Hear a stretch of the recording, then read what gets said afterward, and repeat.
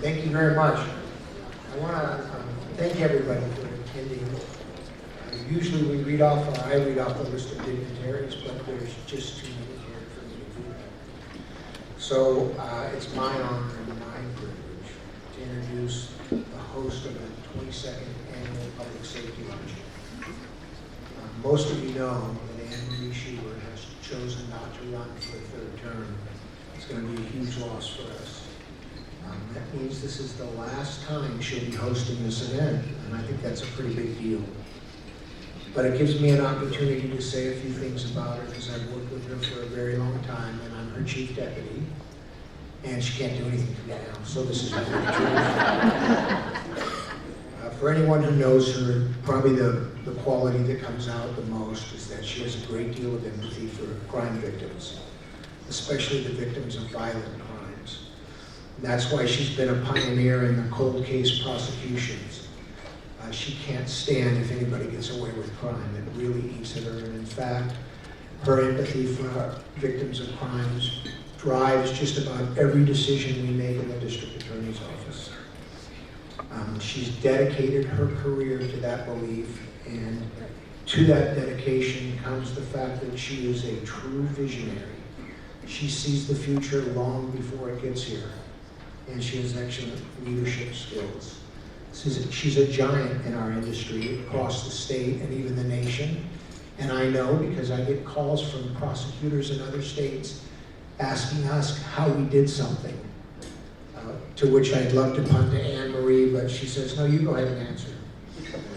So I just want to talk about a few instances that spell these qualities out.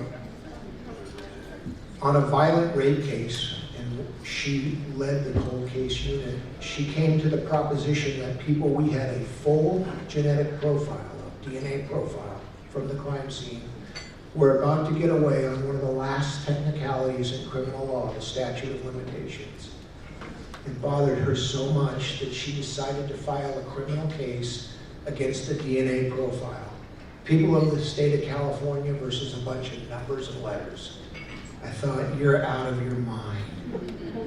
But she was right, and it's now the law of the land as the appellate courts approved it, and she cannot stand when people get away with crime.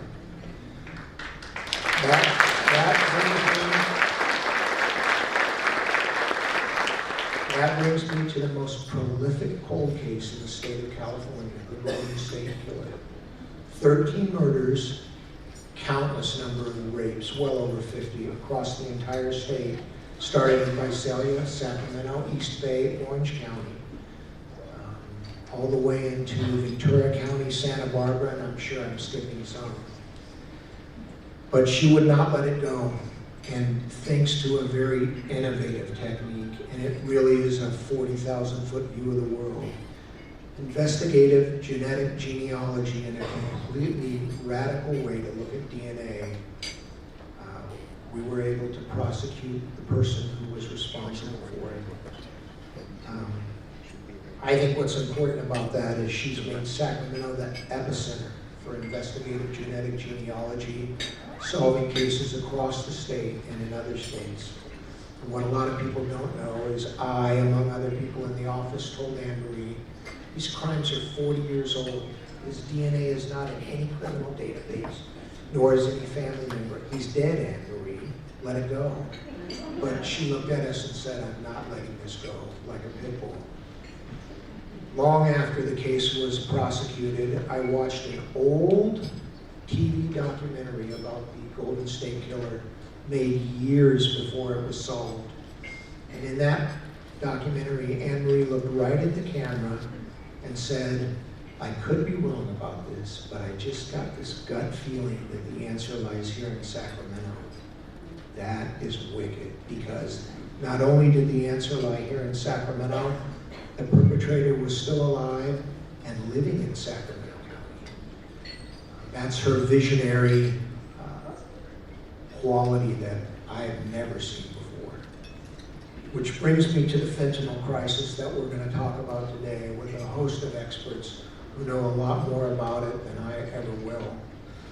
About a year ago, Anne-Marie and I met with 7 families who had lost a brother or a sister or a son or a daughter, and I see one of the moms here today, to fentanyl. It was a very tough afternoon, as Anne-Marie remembers, and it should have been. These are not overdoses, these are poisonings. However, given the state of California's law and our wonderful legislature, I don't think we have the opportunity to prosecute the poisonings in the manner we should. And Anne-Marie and I spent hours and hours discussing the law, what we could do.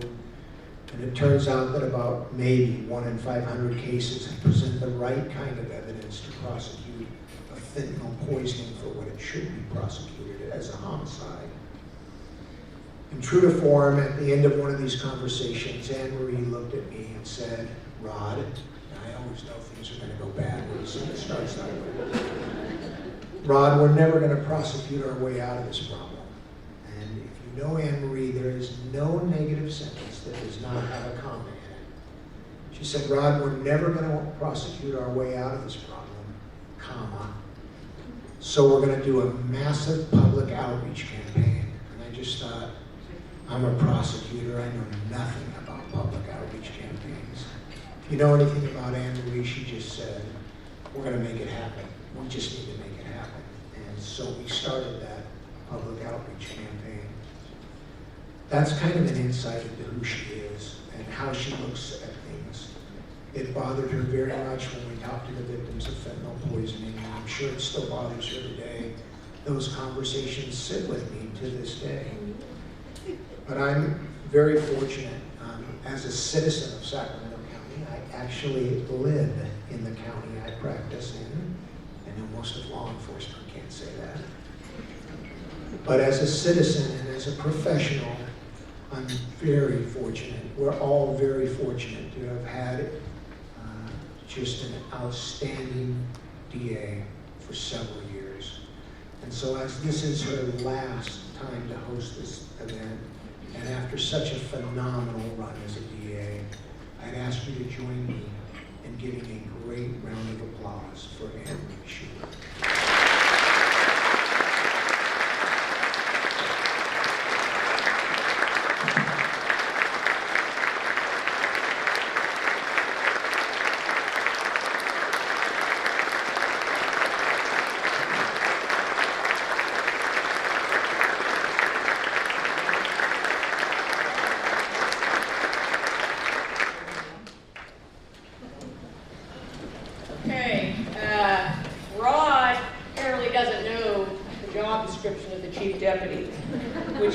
While I have very little power left, for whatever number of days, he still is at will for the next couple of months.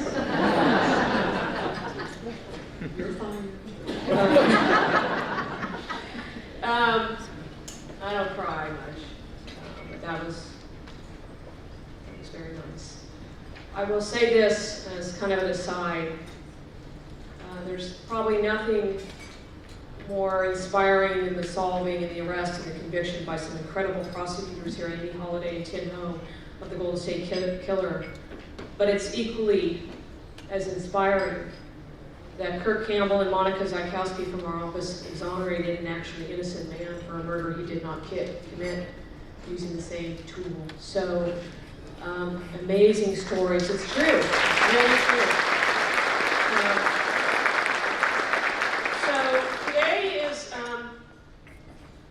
It's an honor, honestly. Incredible ride. This is, as Rod said, the 22nd annual Public Safety and Community Appreciation Lunch. It's an opportunity for us for the last 21 years, which was started under another great DA by, well, I guess I'm saying I'm great, but another DA who was exceptional named Jan Scully. And Jan had the foresight to start this luncheon 21 years ago to honor the men and women in law enforcement, many of which are here today, for the sacrifices that they make every day, and the families that they sacrifice every day. We also take this day as an opportunity to recognize individuals, citizens, professions, everybody that needs to come together, because at the end of it all, it's about all of us in terms of public safety and community appreciation. So I'm going to digress a little bit and try to keep us on track here. About 20 years ago, one of my best friends from the DA's office, some of you will remember her. Her name's Lori Earle. And Lori had been a public defender in the public defender's office, and then she became a prosecutor, and then she decided to leave and she became a trial court judge, and now she's on the appellate court. And that kind of gives you a sense of her talent. But when she was leaving the DA's office, she came in to me, and I'm a younger prosecutor, and she came in, we were on the same team together, and she handed me a plaque. And this is the plaque. It says, "There's more to being a prosecutor than getting a conviction." She handed it to me, and this is 20 years ago, okay? It's faded, and it's discolored at this point, but I put it on my desk, and it's sat there ever since. And I say that because, to me, this luncheon represents everything about that phrase. There's more to being a prosecutor than getting a conviction. Oh, don't get me wrong. We're always going to stand and seek convictions based upon facts and law that support that. But I also learned over the last 20 years since that sat on my desk that there's more to being a prosecutor than standing in a courtroom. And don't get me wrong, we're always going to stand in the courtroom and do what's right. But what I have learned, and what I'd like to believe has become my core belief, is that being a prosecutor is also about standing in your community. It's about standing with your community.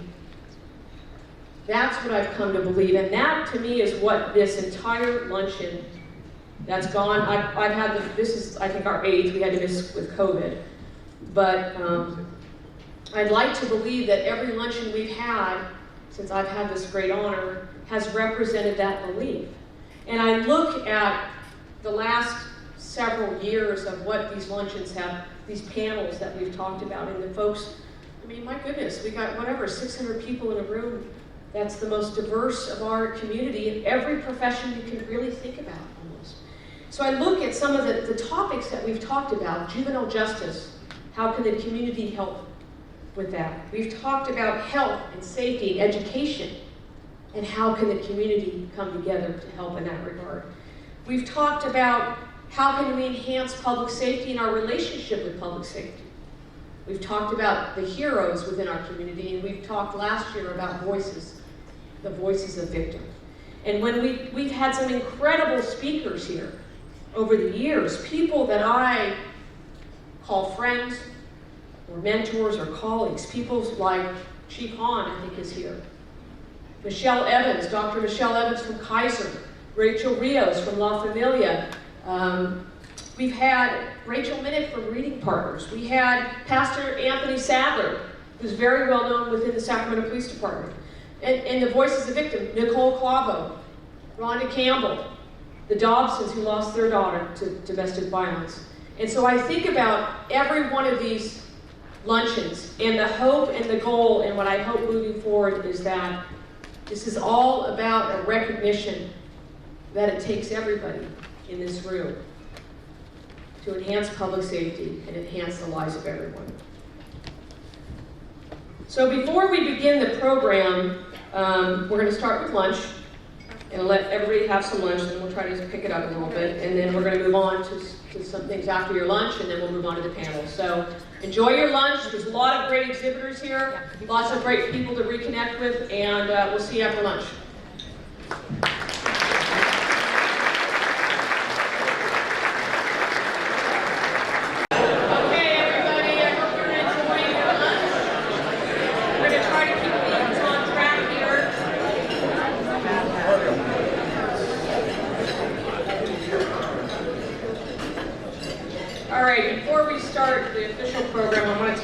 Minutes.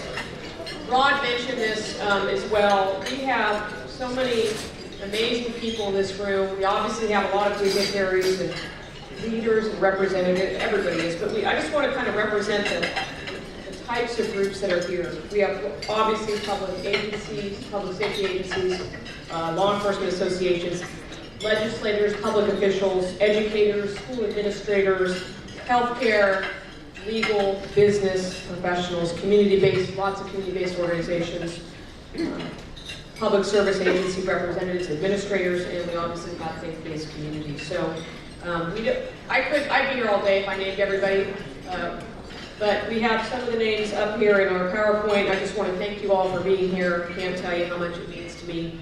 And then before we move on to the program, I want to take a few minutes, because everybody knows this, we cannot do this without sponsors. We simply can't do it without sponsors. So I'm going to mention the premier sponsors right over here. First off, Kaiser, and save your pause. Don't clap. Kaiser Permanente has been with us for 12 years. Okay, SAC POA, Tim Davis, thank you so much, has been with us for 22 years. Sacramento Sheriff's Association, where are they? PSA. Oh, here, right from thank you very much. Assemblymember Ken Cooley joins us this year as a premier sponsor. We also have what's called champion sponsors. Again, long-standing folks that have supported this lunch. Sacramento Credit Union, 10th year. California Alcoholic Beverage Controls Target, what they call Trace Unit. They're here for the 9th year. Sacramento County Sheriff's Office is here. See you all over here. Obviously been around since 1999, helping us support the SAC Firefighters 522. And we also have a couple new groups this year, champions, Mercy Medical Group, thank you very much, Mercy. And Sacramento County, where's Michelle Callejas, Department of Child, Family, and Adult Services. So thank you for joining us this year. Now, give them all a round of applause. Thank you very much.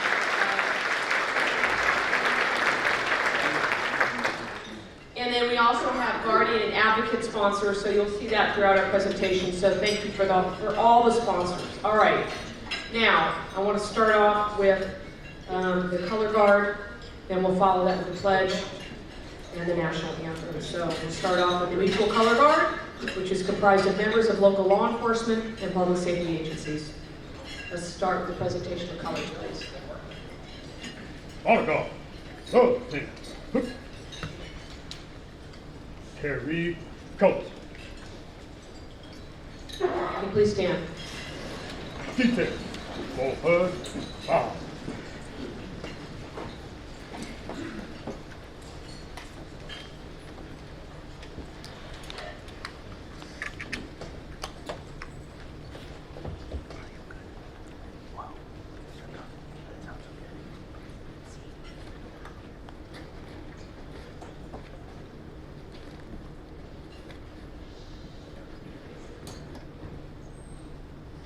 Ready?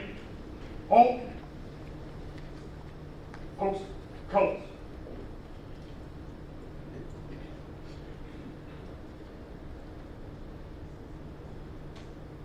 Freeze that. Halt.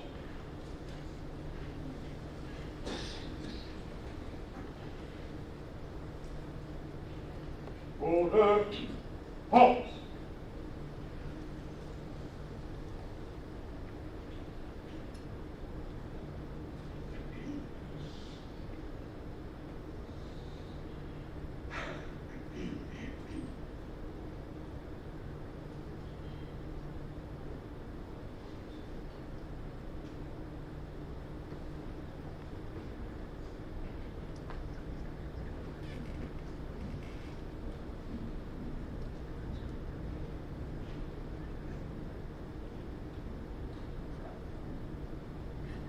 All right, I'm sorry. I'm glad she's telling me what to do.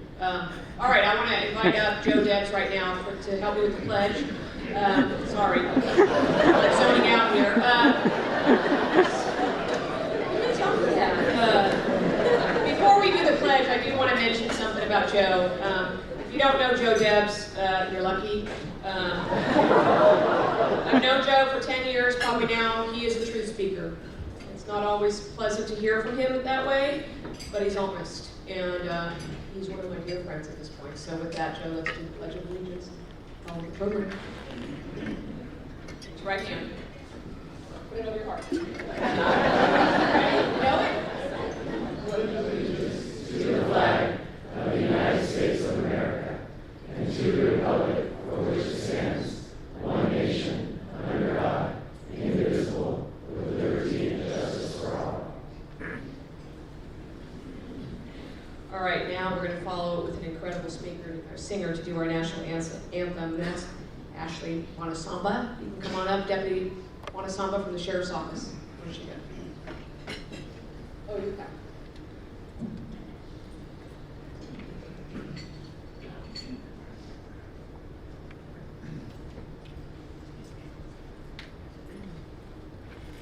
On the go.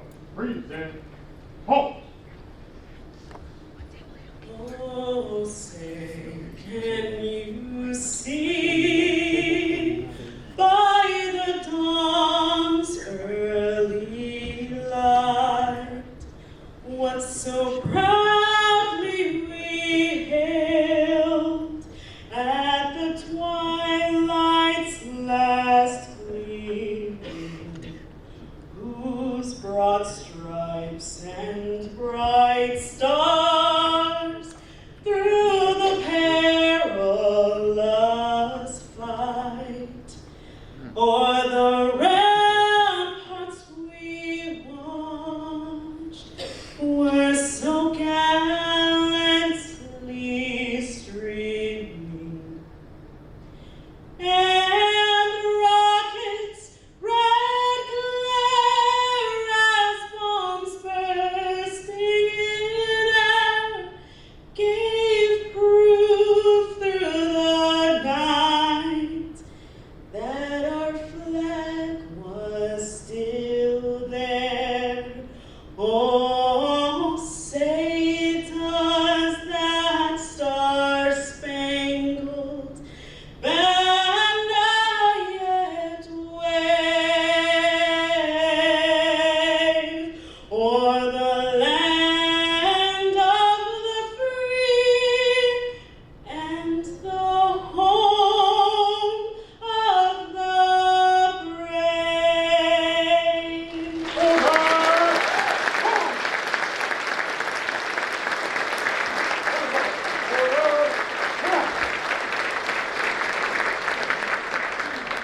Thank you very much, Ready? Deputy. Appreciate Ready. that. Forward. Halt.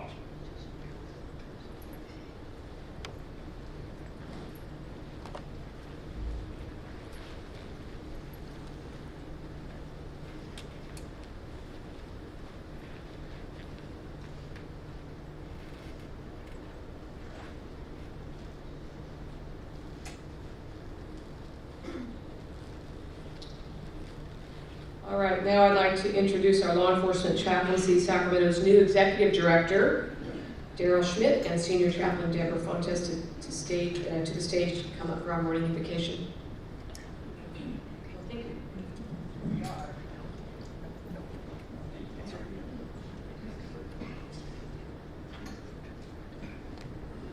Say good morning, but we've missed that, so good afternoon.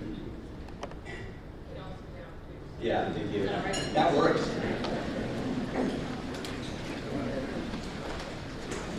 I was having coffee with a colleague earlier this week, and yes, it was a beautiful Sacramento fall morning.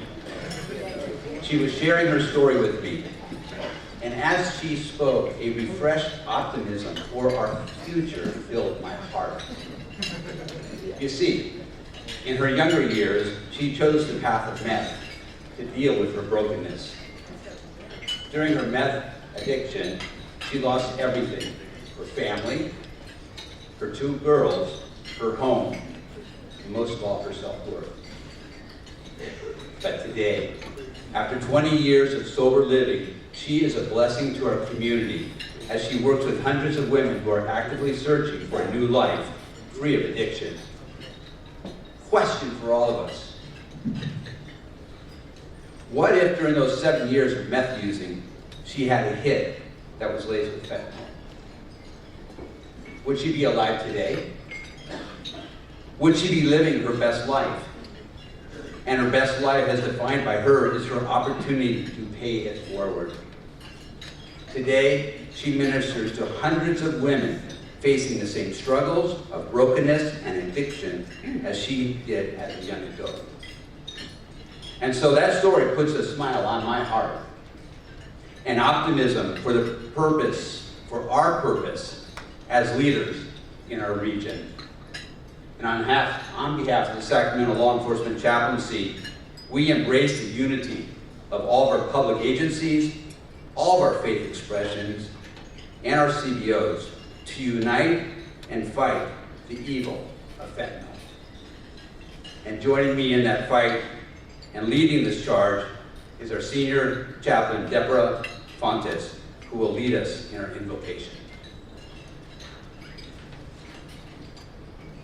Good afternoon and welcome, everyone. Would you please join me in a word of prayer? Gracious Father, thank you for this opportunity to gather in appreciation for those that serve their community with dedication and fortitude. We are thankful for the men and women who are devoted to their calling of upholding and protecting our communities by providing peace, safety, and justice. We pray a blessing over the family and friends of our fallen officers, that they would be comforted by your presence and those around them today. Bless this gathering and the attendees. In your name we pray. Amen. Thank you very much. Now I'd like to invite everyone knows Senior Chaplain Mindy Russell up to do our moment of silence. For those of you that don't know Mindy, she had a very long and illustrious career here in Sacramento, starting our Sacramento Law Enforcement Chaplaincy as the Executive Director.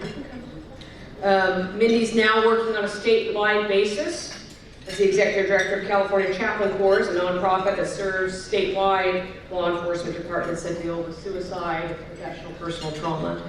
And for those of you that don't know, Mindy also is a national leader in training across this country on these topics. So we're very fortunate to have had her here in Sacramento, but now leading the charge on a statewide level. So, Mindy, lead us in. Well, I have always enjoyed being a part of this. It feels like homecoming. It feels like a family reunion, and it's so good to see each and every one of you. And thank you, Anne, for taking the charge. So I'm here to tell you a little bit for the community that might not know about the Police and Sheriff Memorial that was believed in and had the vision in 1992. And the community and law enforcement came together, and that was before we even had Citrus Heights and Elk Grove and all these smaller areas that now are part of the Police and Sheriff's Memorial. But this is a beautiful site, and it is a site that when you go there, it gives you peace. It's a point of contact to remember our fallen officers. There's many, many people that were involved and believed in it at the very beginning. Believe it or not, we had a telethon that for a whole 24 hours, people called in and pledged money. The law enforcement chaplaincy used to sell blue ribbons or, get this, car antennas. Do you all remember that with your pagers? Mm-hmm. And we also had for 25 years a memorial motorcycle run, which now insurance says there is no such kind of fundraising. But we all joined in together, and it was an amazing time when we broke ground in 2002 for the memorial construction that was ready for a dedication. The community came out, law enforcement came out, fire came out, and we had this ceremony for all these supporters, and it is still a signature landmark in Sacramento to this day. And because of that, for 22 years, we have had the DA's luncheon, and it used to be a breakfast, and we used to have it in May. Do you remember that? And it was like the last thing after all of those memorials and all of the things that we were doing. We would all come together. It was almost like a sigh of relief. We came together finally to be able to smile. But I like September for a lot of different reasons, and that is because we're now through all of the memorials of the summer, and now we're able to again do a brief remembrance, honoring the families and recognizing this beautiful memorial. Family, friends, community, go out there and just sit and be able to reflect on why this beautiful memorial is. It is on this special day we honor the brave men and women of public safety, representing the best of our great community, matched only by the families who walk alongside of them in their service. It is our community's responsibility, sacred duty, if you would, to recognize the unending and immeasurable sacrifices our public safety families make in support of their beloveds and for our community.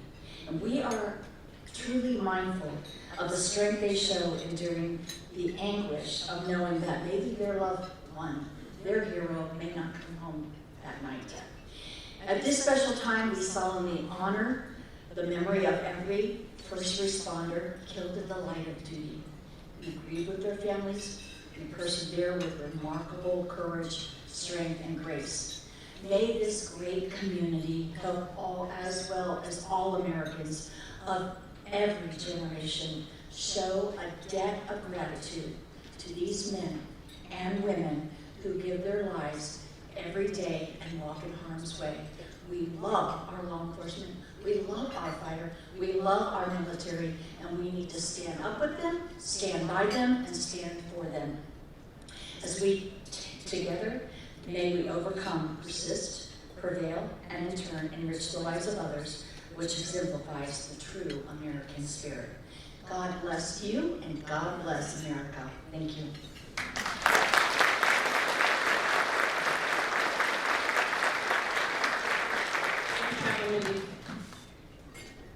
Every year we also do an award. This year is the Rotary Service Above Self Award, which has been a time-honored tradition, and I'd like to invite out Sacramento Rotary President Lenny Geary for this year's award.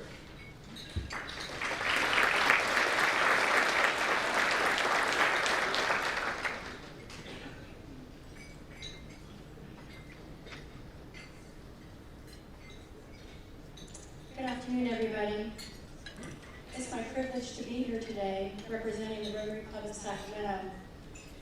Before I present this year's Service Above Self Award, I wanted to take the opportunity to express my gratitude to everyone in this room who works in public safety and law enforcement. It's not every day we have the opportunity to participate in a program that honors heroes, but that's exactly why we're here today.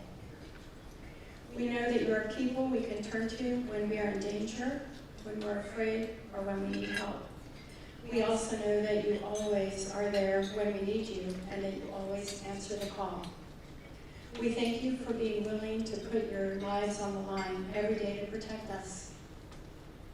Those of us in the general public can never thank you enough for your dedication and service. Fred Rogers, known to most of us as Mr. Rogers, reminds us to look for the helpers, and you are all the helpers. Turning now to the award I'm here to present today. The motto of the Rotary Club of Sacramento is Service Above Self. And every year it's our joy to present a Service Above Self award and a check for $1,000 to a deserving member of the law enforcement community. To a person who goes above and beyond the call of duty to help and serve others, who exemplifies our motto, Service Above Self. So many of you in this audience are deserving of this award, and we had a very challenging time making our final decision.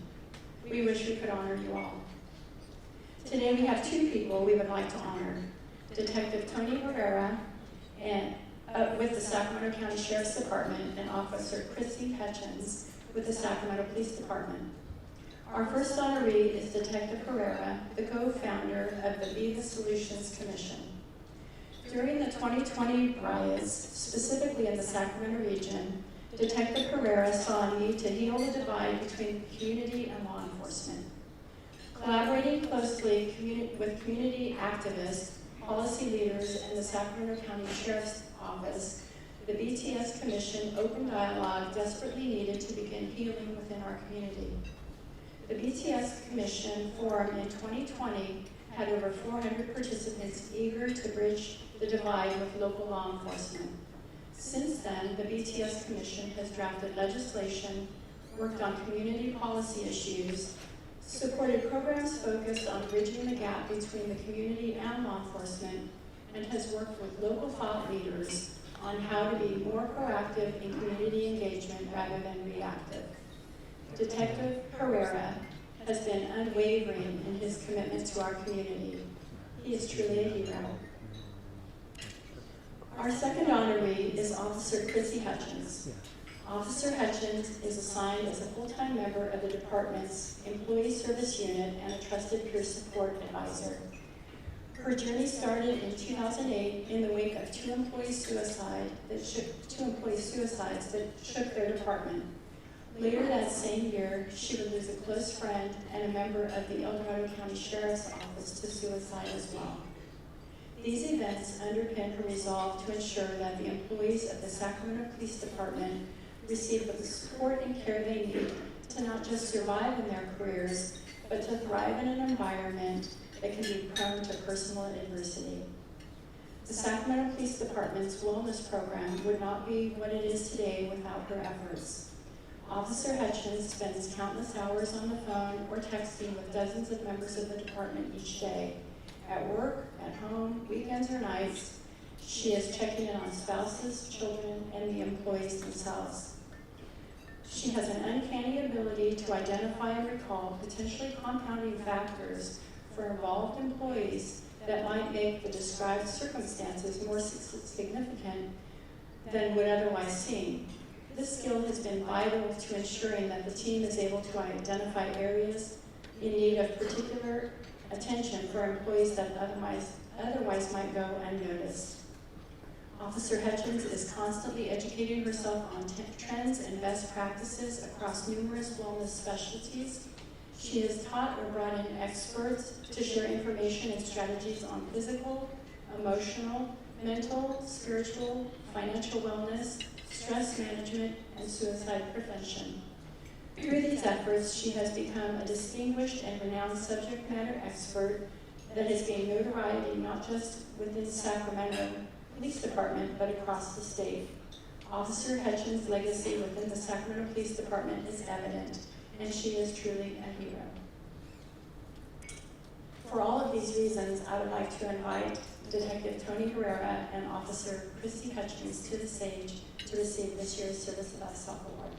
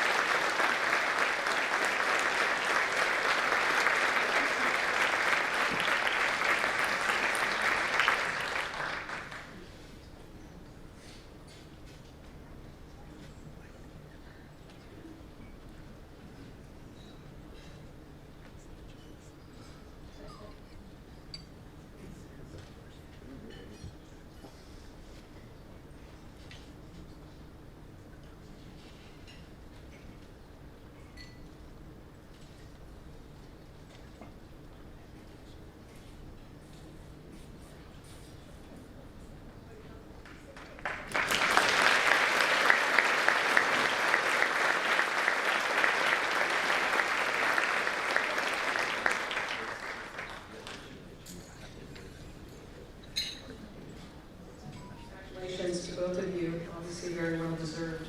So I want to kind of tee up our program here in terms of this fentanyl. The topic is the fentanyl epidemic and community response, and I want to kind of give you a sense of kind of how we, at least myself and our folks and everybody here that's involved in this crisis now. So in the spring of 2021, a little over maybe 18 months or so ago, I have a dear friend and a colleague by the name of Lisa Smittcamp. And Lisa is the Fresno County District Attorney. I hate to say this, but you can fire her if you want, but she's a badass, okay? Lisa is driven. And when she's like, you know, when she sees a problem, she's going to solve it. And she started texting me and calling me in the spring of 2021 and started talking about this term called fentanyl. And I'll be straight up honest. I didn't have any idea what it was. I'd never heard of it. I didn't know anything about it. And then I started to try to learn about what it was. And then I made a phone call to a fire chief by the name of Walt White, because I knew that as first responders in the fire and EMS world, that this was starting to emerge. And I wanted to understand a little more from Walt what the problem was. And we had a phone call, and I remember it, and I won't forget it, because halfway through the phone call, his voice started to waver, and he said, "There's something I need to tell you." So I'll let him tell you that part of the story. But that made me realize we had a very significant problem. And then as Rod mentioned, Rod, our the fire chief deputy, Rod mentioned in August of 2021, to be clear, August 4th of 2021, Rod Norgard and I had an opportunity to sit with 7 families. I don't even remember how it was set up. It was just these families want to meet with you. And I've said this in this world many times when it comes to criminal justice. Until you understand the human toll of human tragedy and lives lost, then you don't understand what people go through. And you can talk about the Golden State Killer, you can talk about any crime victim of violent crime, you can talk to Nicole Clava about how their lives have changed since their children or the family members were lost, particularly to violent crime. But that meeting on that day, on August 4th of 2021, will be forever ingrained in my memory, and I have no doubt in Rod's memory, because one only needs to sit with them to understand that their lives have been changed forever. And I've said many times, and I pretty much stole this line, but it's true. For families that have lost their loved ones, they wake up the next day and the sunlight is never the same. So for these families, when you listen to them and you hear from them, as Rod said, the brothers, the sisters, their sons and their daughters, just remember these names. Zach, he was 17.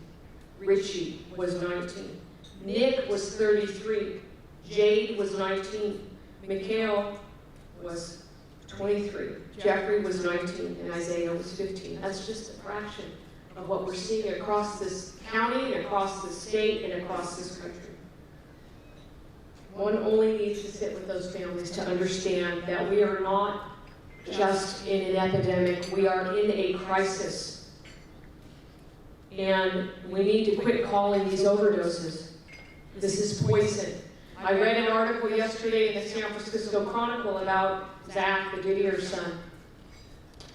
And the phrase that our colleague Morgan Geyer gave, the DA Plaster, said is, this is like somebody thinking they're drinking whiskey and it's laced with cyanide. That's what it is, and we need to call it what it is. So that is kind of how we got to this point, and then an amazing collaboration began within our county amongst law enforcement, community-based organizations, Department of Health Services, CBOs, Angela Russell, who runs an incredible program in the high schools nowadays. So I just think that it's important to understand how we started this campaign, the credit that it goes to in terms of starting it, but how much more work we have to do. So with that, I'd like to start us off with the video. I think we're ready to roll on that so you can get an understanding of the impact.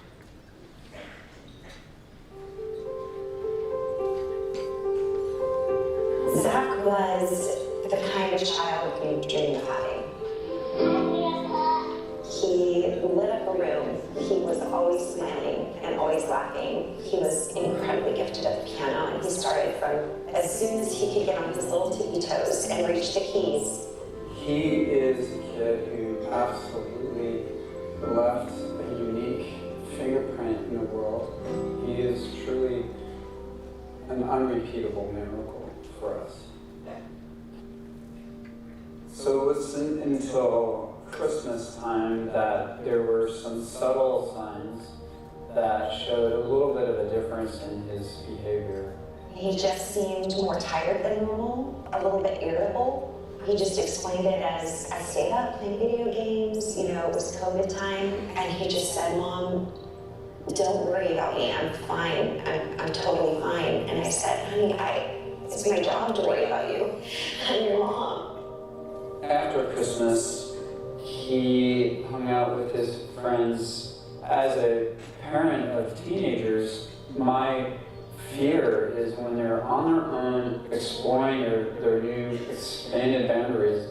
So when he came home, I felt a sense of relief, not realizing there was imminent danger in his pocket or in his possession. When I say goodnight to my family, especially my children, I always say, good night, I love you. And Zach, every single time, without fail, always told me, I love you, Dad. Those were his last words to me.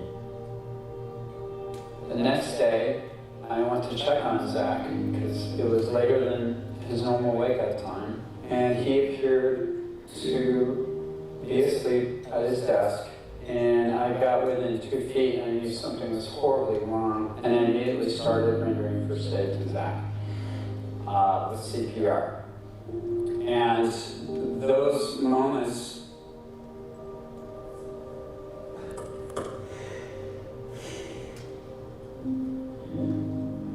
I feel very haunted.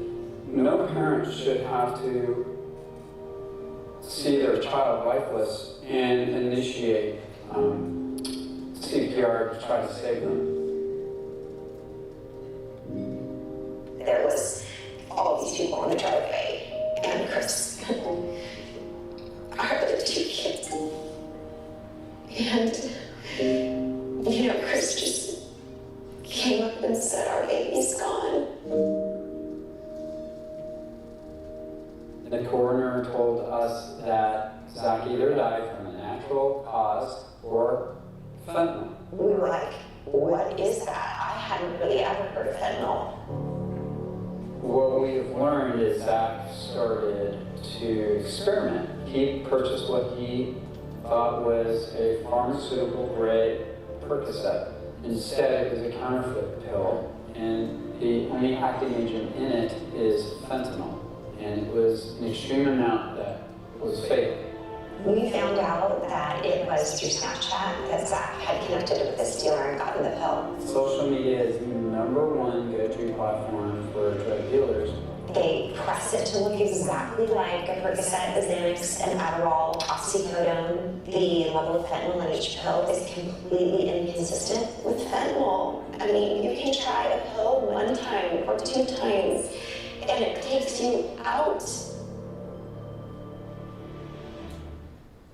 After Zach died, I built up some courage to look a little bit into the phone before giving it over to the detective, and I discovered a video. You ready?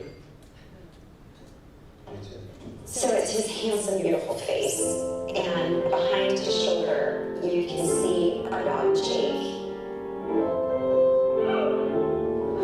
Jake loved to sing when Zach played the piano. What I found was the video, it encapsulated everything beautiful about him. His love of the piano, his incredible talent, his playfulness interacting with Jake, his beautiful smile, just his heart, his talent, his spirit, and I watch that video all the time when I need to feel him alive.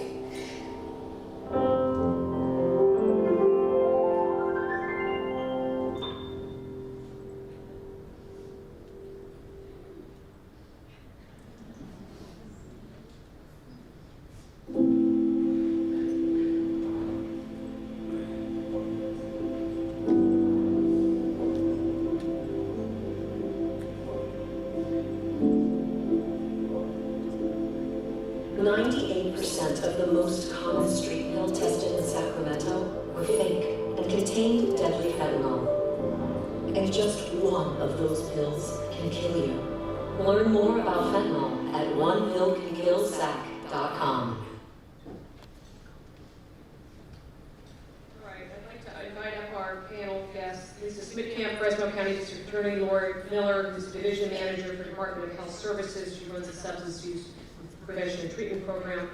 Chief Walt White, Fire Chief, and Allyssia Palomo, whose brother, Mikhail, died from fentanyl poisoning.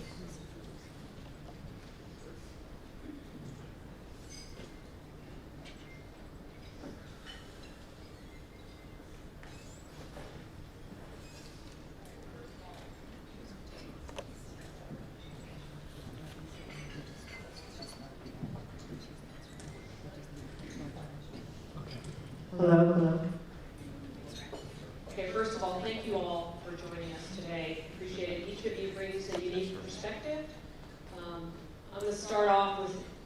question to all of you and ask you for your perspective. And why don't we start with Lisa? I kind of mentioned this. So those of you, as I mentioned, Lisa is the Fresno County District Attorney who blew up my phone about this issue. But kind of tell us how you got involved and why. So thank you so much for having me, Emery. One of the reasons I got involved in fentanyl is because I've been watching you be a trailblazer. So I'm just going to take 30 seconds here to thank you publicly, probably for the first time, for being an inspiration and mentor to me, because this is the baddest ass DA we have in the state of California right there, I'll tell you that.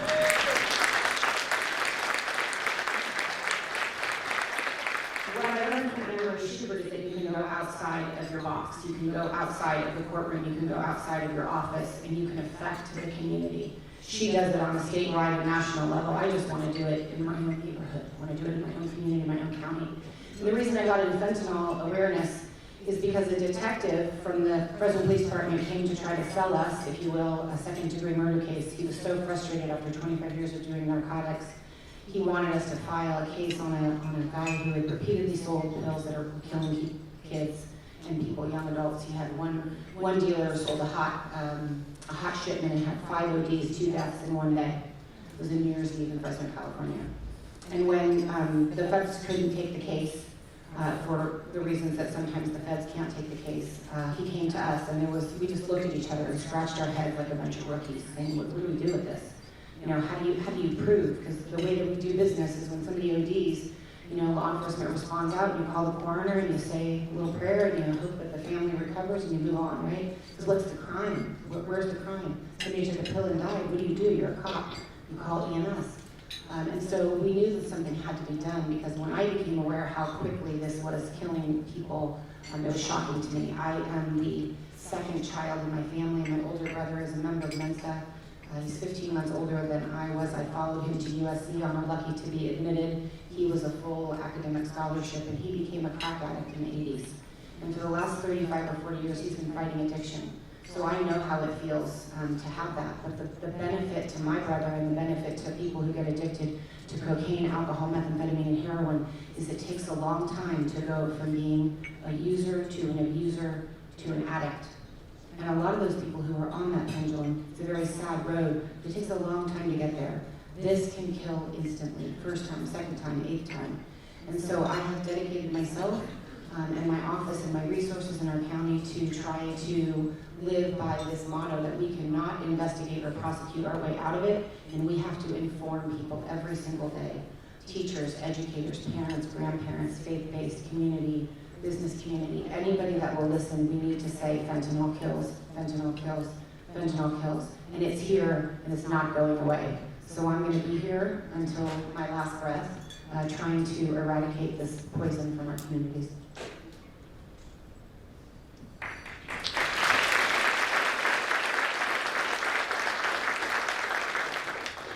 I guess my initial heightened awareness came in 2014 when we had a pretty visible, highly visible incident involving a firefighter. He's an intelligent firefighter, you know, good worker that made an impulsive and irrational decision, and it really drove home to me just how powerful a substance use disorder can be. But it was actually in May of 2021 when I lost my brother Vince. He was 59 years old. He never smoked, never had issues with alcohol. He, worked a lot of manual labor jobs, developed injuries, had surgeries, and was prescribed opioids for pain management, and he got addicted. And we as siblings, we started noticing the subtle changes in social interaction, and we actually got him into rehab. But 3 weeks after he got out, no longer having access to prescription opioids, he purchased fentanyl off the street and he overdosed. And that's when, shortly after that was when Anne-Marie reached out to me, and I thought, the best thing I can do to honor his memory is to be part of this campaign. Thank you very much. Lori? First, thank you, Anne-Marie. leadership in this effort to address fentanyl. I also want to thank all of you. Many of you here in the audience have partnerships and collaborations with Sacramento County, and we're very proud of all of that work. I think for me, in terms of why I got involved in the fentanyl awareness, is that, you know, we're all experiencing this crisis. And me personally, I wanted to be part of the solution. I wanted my team, my division, my department to really take an active effort in helping the DA's office through the OnePillCanKillSac.com campaign and, you know, move this forward, you know, get some traction around this and move it forward to address this issue. You know, our kids are being poisoned in record numbers here locally and across the country. They're being deceived to death. It's pretty scary. It's not the same landscape as it was many years ago. It's just so much more dangerous. Experimentation is not the same. I mean, for me, I have teenagers at home. I have kids that are early college age, young adults. And, you know, I talk to them about fentanyl, as many of you, you know, probably have college age or teenagers at home yourselves. It's just not the same. This can happen to all of us. Fentanyl poisoning can happen to all of us. So prevention, education, and raising awareness is the key to saving lives, and that's what my division does, the Division of Behavioral Health. So we focus on prevention efforts, treatment efforts for people that are struggling with substance use, and also offer services around this fentanyl awareness campaign, education, to those family members, to the community that are impacted by fentanyl poisoning. These kids, this is one of them here, and you saw many of them as you walked up the ramp to come into this room. These kids have faces, they have names, they have families that love and miss them very much. Thank you.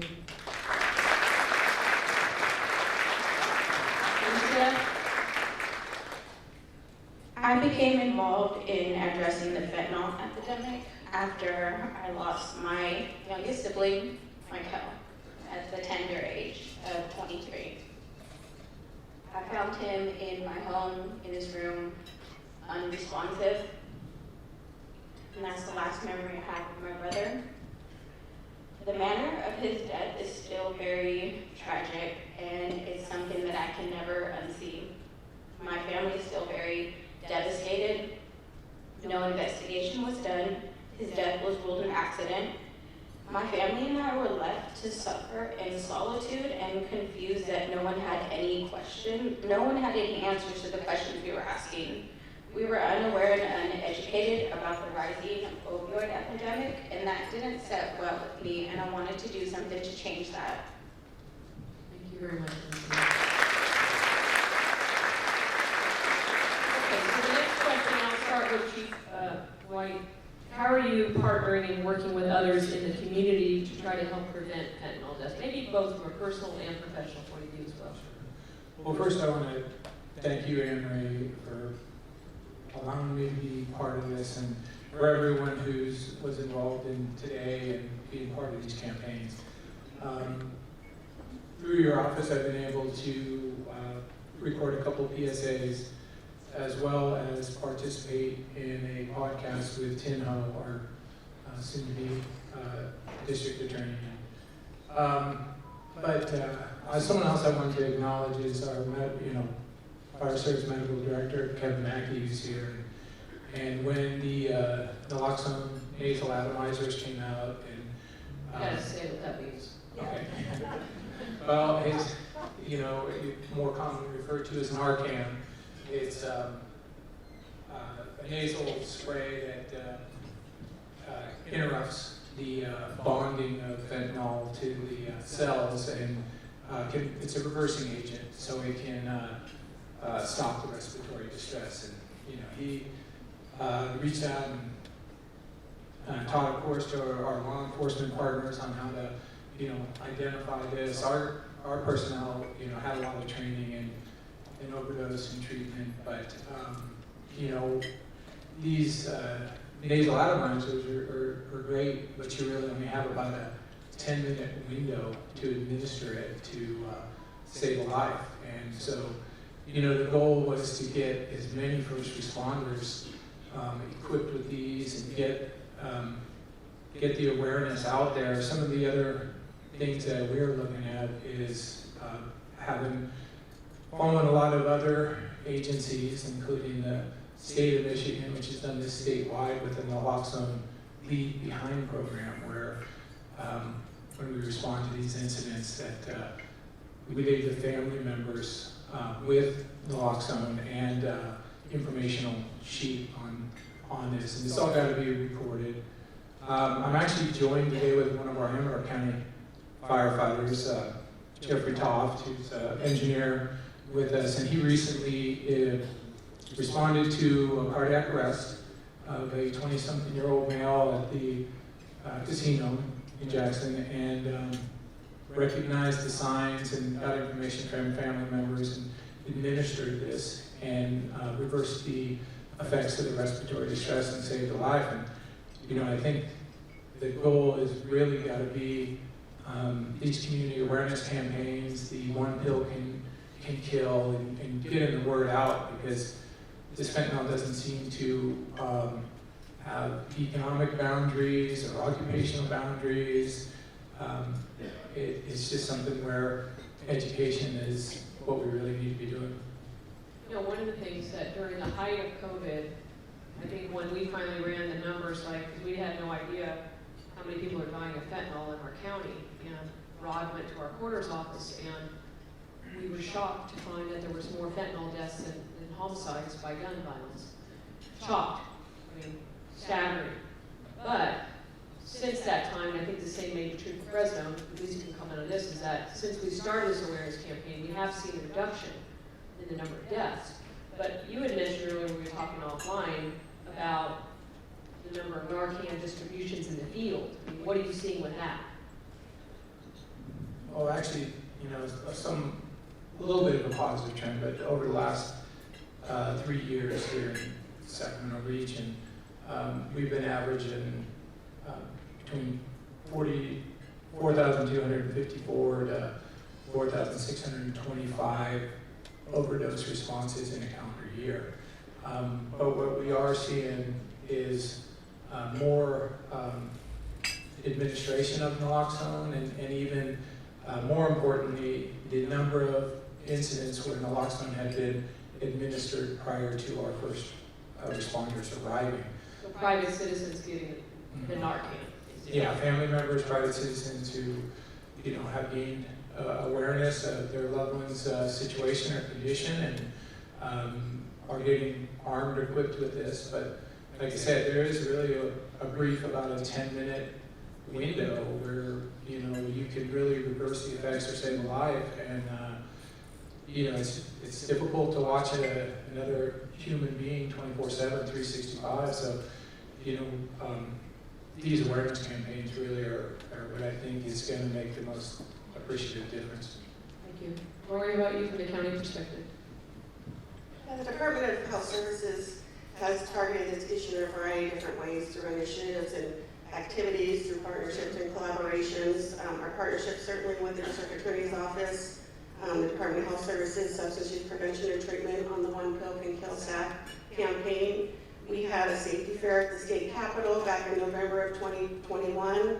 We've had 2 fentanyl awareness virtual town halls live streamed on YouTube.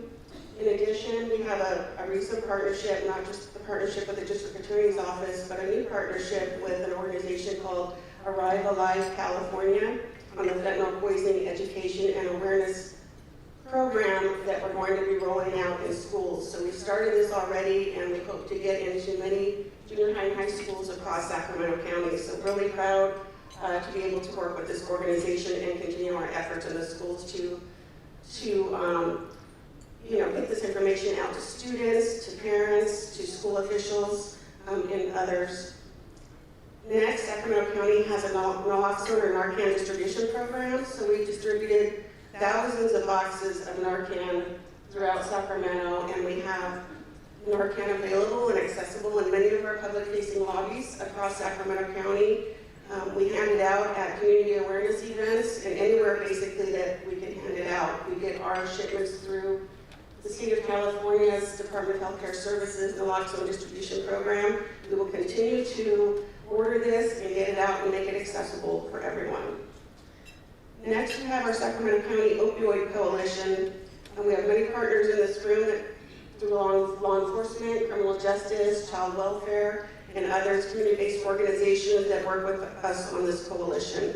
A lot of great work on our coalition website addressing fentanyl, not just distributing Narcan, but there's resources. We have this memorial poster project. This is one of them, and again, you saw those posters coming up into this room. We put information as much as we can out on social media. We also have, on the treatment side, medication-assisted treatment for people struggling with opioids for both youth and adults. We also have fentanyl awareness and education events in our 4 Sacramento County contracted prevention providers, and a couple of them are here this afternoon. They do work out in our schools and out in our community, really educating through community events and through the schools and other means to get the word out. That's what's most important. We also have a Sacramento County Coalition for Youth and a Mental Health Youth Advisory Board where we are putting out these messages to young people. Next, we participated in Fentanyl Poisoning Awareness Day, Opioid Overdose Awareness Day, and a recent event, Recovery Happens at the State Capitol on September 7th, where we provided education and awareness, resource distribution, giving out free Narcan. Again, wherever we can give this out, we are there. And then we have an opioid summit coming up here in Sacramento, October 11th, and we hope many of you have heard about this event, and if not, maybe connect with me and I'll give you more information. And lastly, I just want to thank our partners with HIDA, High Intensity Drug Trafficking Area. We are partnering with them as well as many others to roll out the OD overdose mapping system here in Sacramento County. This overdose surveillance system will be able to get real-time data on opioid overdoses and be able to tailor services both on the prevention side and treatment side with regard to certain areas of Sacramento or neighborhoods in Sacramento. And so very excited to be able to roll this out soon. Thank you. One thing that she mentioned is for the educators in the room, if you don't know Angela Russell, meet her. Angela runs, there she is, she's waiting. Angela runs Arrive Alive, and she's running a high school program that is now doing fentanyl awareness in the high schools, and I know it works because the first one was at Pleasant Grove High School in Elk Grove, and my son who graduated a while ago started texting me. He never cares what I'm doing, just so you know. And he said, "Were you at Pleasant Grove today? Because you scared the daylights out of everybody." And so, but it was real, but it tells you, and that's where this attention needs to be driven in a large part is to the high school kids and even younger at this point. So sorry about that, Allyssia. For the past 2 years since losing my brother, I've partnered with a nonprofit organization by the name of APALD, Association of People Against Lethal Drugs, to organize a nationwide rally event held in multiple cities and states across the U.S. We bring fentanyl awareness to our communities, telling our stories of our lost loved ones, and advocate for change in combating the synthetic drug epidemic in the U.S. We hold this event at the state capitol in the month of June. I've also partnered with our district attorney, creating the PSAs for the One Pill Can Kill website, along with being part of a podcast for the Justice Journal. I also created a petition for our loved ones that are lost to fentanyl poisoning. Instead of their deaths being ruled an accident, they should be ruled as a homicide and criminally investigated. That petition has reached 5,881 signatures as of today and can be found at change.org/MNT Forever23 for more details. Thank you very much, Allyssia. Lisa? All right, so when we started to put our heads together in Fresno and figure out what we could do about this crisis, we said the first place we have to go is to the kids, to the schools. So we contacted some of our superintendents and our county superintendent of schools, and we put together this really cute flyer, just it was kid-friendly, and it was pleasant to look at, with pretty colors and all that, with all this hardcore information. What do they look like? What do the M30s pills look like? What the Snapchat logos, and I thought we were going to probably get sued for putting the logos on, but we did. of the Cash App, the Venmo, and we basically had a one-page document that said to all the schools, put this out, please, you're on Zoom. Remember, this is in the middle of COVID. This is the middle where every parent is stressed out. Every person who has to get up and go to work is stressed out because their kids are at home online. The teachers are stressed. Everybody is at their max. But I said we've got to take advantage of the fact that everyone's communicating by email, right? Everyone's checking their email. The parents aren't just deleting. Let's get this flyer out. I was convinced the flyer was going to have an impact. Well, guess what? It didn't. Everyone said, oh, this is beautiful, really nice artwork. We'll put it out. Well, they didn't. Because, you know, we have people in our office of every school district. Did you get it? Did you get it? No, no, no. I didn't get it from my own kid's school in my personal email. And that was in March of 2021. Sadly, in May of 2021, in a very affluent school, a cheerleader overdosed and died in our community the night literally before she graduated from high school. And the young lady that she was with, they had both overdosed previously, and they both knew how to use Narcan, because when you leave the ER, they give it to your parents and they show you how to use it. And the young girl who didn't overdose was 17, and the girl who did was 18. Her name was Olivia. And the 17-year-old Katie watched Olivia die. She did not get the Narcan out of her parents' room. She did not wake her parents. She texted the dealer who sold her the pills 2 hours before. He offered to bring Narcan over, and she told him in no uncertain terms in a text message to F off, excuse me for all the faith-based people in the room. And she would not let him come over. She was eventually charged in the juvenile court with involuntary manslaughter. But that shook our community, and it was that day I said, this is enough, this is enough. And when I started getting that flyer that we made in the DA's office in my email and in my text messages from people saying, hey, have you seen this? I was furious. My steam was coming out of my ears thinking, we created this and no one listened. And now this little girl is dead. She's never coming back. So from that, I called everybody that I knew, the Department of Behavioral Health, the Health Department, the Sheriff, the Coroner, the Police Department, the city and county schools. And I said, everybody is coming to my office on this date. Please clear your calendars. And they did. And we sat together during a couple of weeks of meetings, and there was actually a little bit of a push. And I have to say this, just take up a little extra time. There was a little bit of a push between behavioral health and the Health Department, who was all about Narcan. And they wanted us to put out our badge on flyers and an awareness campaign that said, don't use alone, use Narcan. And I said, I'm sorry, I won't do that. And they got a little mad and said, well, you want us to put our logo on your, don't use, why won't you do this? I said, because we are all speaking to, we are united in our quest to end the epidemic and to counter it as much as we can. But we have to speak to the different sectors of the population. Because if you are a person or a parent or a grandparent sitting out there saying it's never going to happen to me or it can't happen to me, then I'm speaking to you. Law enforcement speaking to you. And everybody gave Nancy Reagan a really hard time in the 80s and say, oh, that do not, just say no campaign doesn't work. I said, well, it worked for me. And look at me now, right? Woohoo, here I am, I'm alive. But it didn't work for my brother. So as far as I'm concerned, that's what the law enforcement community needs to say is don't use it because it'll kill you. And then when you get the people who are involved or potentially involved, you get them involved with behavioral health, with the health department, and there's a sector of the population for everybody. And we promote Narcan too, it's not that we don't. So what we did is we put everybody together, had a big press conference, and from that, our ABC affiliate in Fresno wanted to make a documentary. They said, we'll do it for free if you give us the content, but we only have 6 weeks because one of our producers is leaving to go work somewhere else. So we scattered and we made a documentary that I will encourage all of you to watch. It is called Killer High, The Silent Crisis. And it's very well done. It was nominated for an Emmy Award. Sadly, we didn't win, but it was nominated for an Emmy Award under a documentary. It was on Hulu for a year. It's now on the National Geographic app, and it's also on the ABC 30, it's just the ABC 30 app, KFSN TV Fresno. And you can download it and watch it. Killer High has been shown in every Fresno Unified, Clovis Unified, Central Unified school. We are now trying to move it out to the county schools also, because it gives everybody a precursor of what it is that when we come to speak. We have shown it all over. As a result of Killer High, the Fresno team has been asked to speak in numerous states. We travel all over the place. We even had a reporter come from Norway to talk with us about our program and our education and awareness campaign.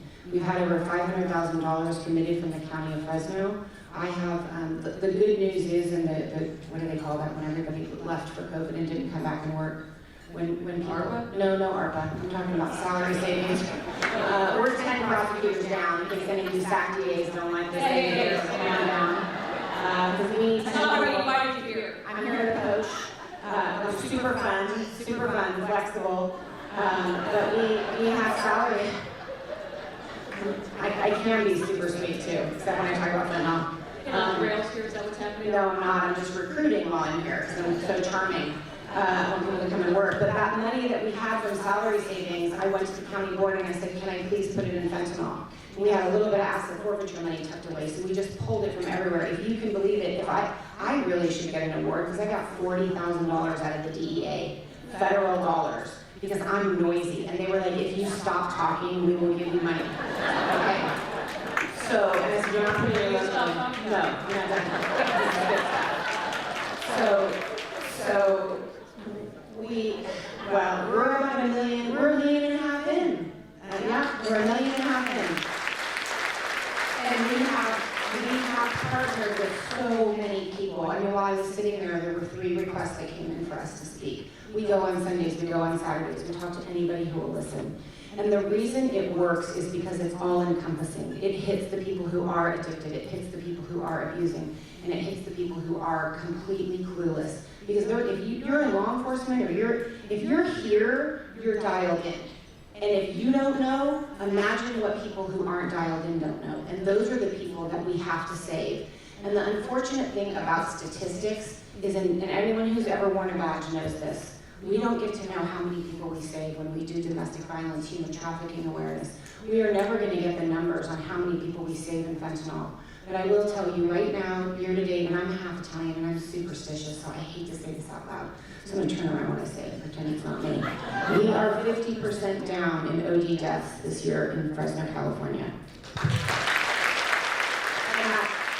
And that is not just about the education and awareness campaign. It's because of Narcan, right? Which is a good thing that people are using it, whether it's users using it together or it's family members or it's first responders or whoever is giving it. It's saving people and giving them the chance to recover, giving them the chance to have that life later, because then we have to hit them hard with all the mental health help and all the addiction recovery and all of those things, because once they're gone, we can't help. So if anyone is interested, Anne-Marie has my contact information. We've done a huge Billboard campaign with Outfront Media. All the images are for free. Everyone's agreed to share the media. No one has to pay for it. Our billboards are in 6 or 7 or 8 different states. The photographers and all the graphic designers have agreed to waive all their rights for any financial profit, and we are sending these things out left and right, and they're going up, and they're working. People are paying attention to billboards. People are paying attention to PSAs. We do geofencing around schools so that when moms are sitting there waiting for their kids to come out of school and they're looking at their Instagram or they're anywhere near a high school campus, the fentanyl kills ads are popping up, because that's the magic of geofencing. And it is working. People are talking about it. My friend has an 80-year-old mom that just recovered from a heart attack. She went out to the golf club for the first time the other day. My friend Susan called me and said, Lisa, my mom went golfing for the first time today. I said, great. And she said, I picked her up and all the ladies were talking about fentanyl, the 80-year-old grandmas at the golf club. And I said, praise the Lord, right? Praise the Lord. So we just have to keep going, and we have to share every piece of information that we have. But if you take nothing else away from me, because I'm going to stop talking in a minute, watch Kill or Hide the Silent Crisis. Please, watch it with your children. Because you know, I had a radio announcer say to me, Mrs. Smittcamp, do you have Narcan in your house? And I said, well, I mean, no, I have good kids. I didn't say, like, my daughter's a hermit and she never goes out, because she was during COVID. She never left the house. And then I thought to myself, what an idiot. You know how many of these other kids were in COVID and they had it delivered to their house? And then I thought, she is kind of a hermit. She isn't really social. Oh my God, I need Narcan in my house.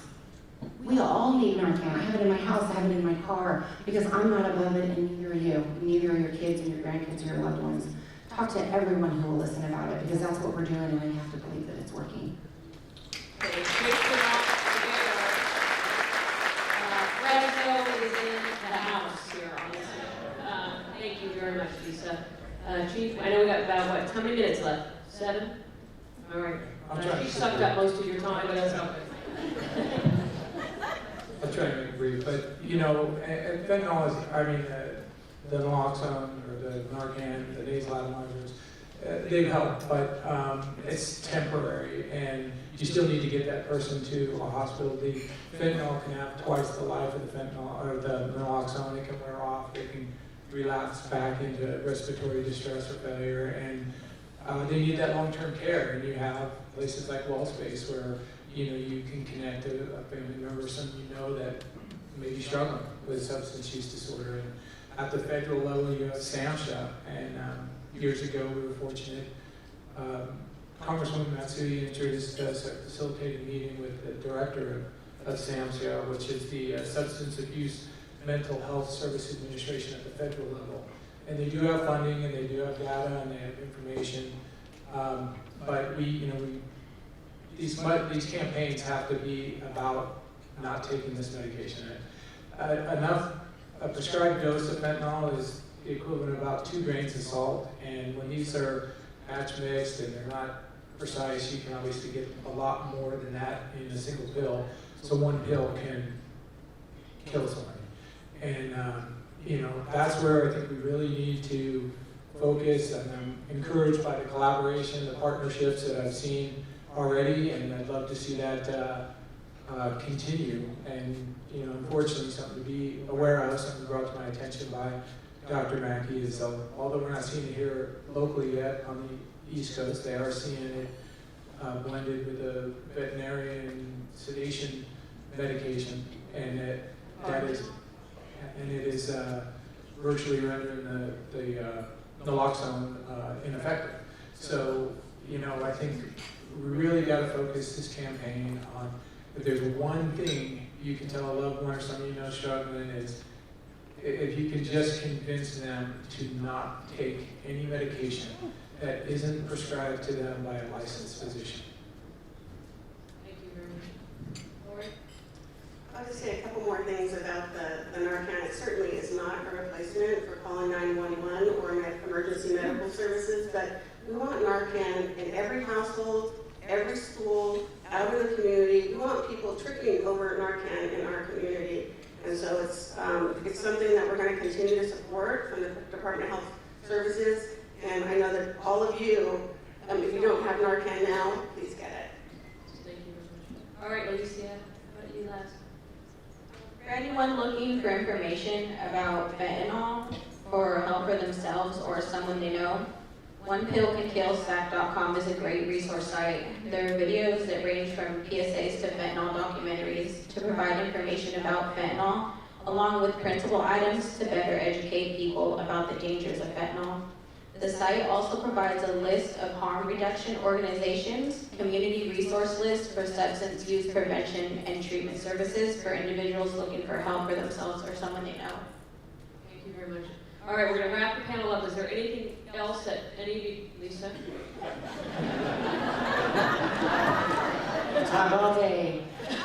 Rainbow fentanyl is here in California. I don't know if you've seen it in Sacramento. It looks like Skittles. They're using fondant, for those of you cake makers, to mix it in fondant. It looks like sidewalk chalk, selling it, marketing it to junior high kids.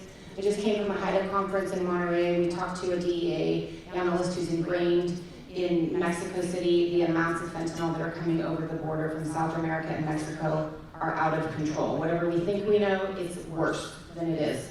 One truck about... What carfentanil is? Yes, carfentanil is an elephant tranquilizer, and they are mimicking it so that it will beat Narcan, basically. And they are starting to lace it in powder, cocaine, methamphetamine, and the fentanyl pills, whether they're Percocet or M30s.